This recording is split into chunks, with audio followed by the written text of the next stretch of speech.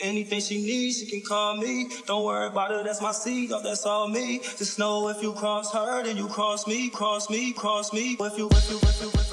The overall video, in a nutshell, is kind of like pulling back the visual effects curtain and sort of revealing some of the tricks that we do to sort of end up with a finished CG piece. So we're showing our character rig, we're showing Ed Sheeran in different stages of completion. So we're just playing with the concepts and the tools that we've got to create something a bit more unique and different, something you haven't seen before.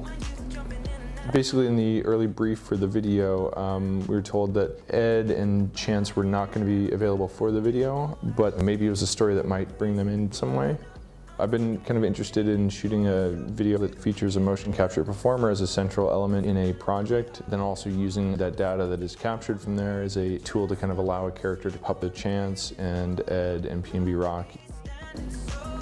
I really like the idea that is constantly changing, and the fact that we have like different characters all at the same time, like glitches and different worlds all at once, all intersecting kind of with the real life.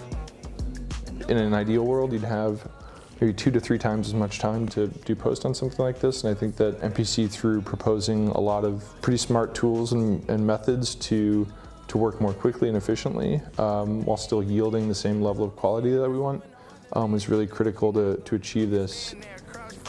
We desperately wanted to do a photogrammetry, which is when you take lots of photographs of your subject and then recreate it in 3D. But unfortunately, we didn't have the artists available to us. So I suddenly remembered that Ed Sheeran's in Madame Tussauds. So I took a DSLR, went down to Madame Tussauds. I must have looked like the creepiest fan ever.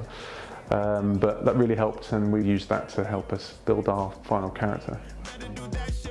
Our task was always to make sort of Grand Theft Auto style game characters. But in 3 weeks, as well as producing all the environments and all of the motion and design work, we also had to make sure that those 3 characters stood up and that the artists liked their representations. So, you know, I think we managed to really push that and get a really good result out of that. The approach we took to the colour was to differentiate between the real space and the crazy CGI worlds.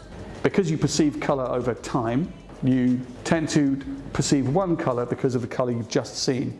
So if you keep your neutral point neutral, then you can go to any colour you like without biasing your perception of those colours. So it was sort of half technical, half creative. I think my favourite bit has got to be when Ed walks up onto the particle girl and then she explodes into fiery pixels, and then we transition back into the live action. I think that was one of the first times we decided what we would do is take the CG and continue it back into the live action as if it's some sort of trail that's been left behind. We really liked that idea, so then we started to populate the rest of the video with little things like that.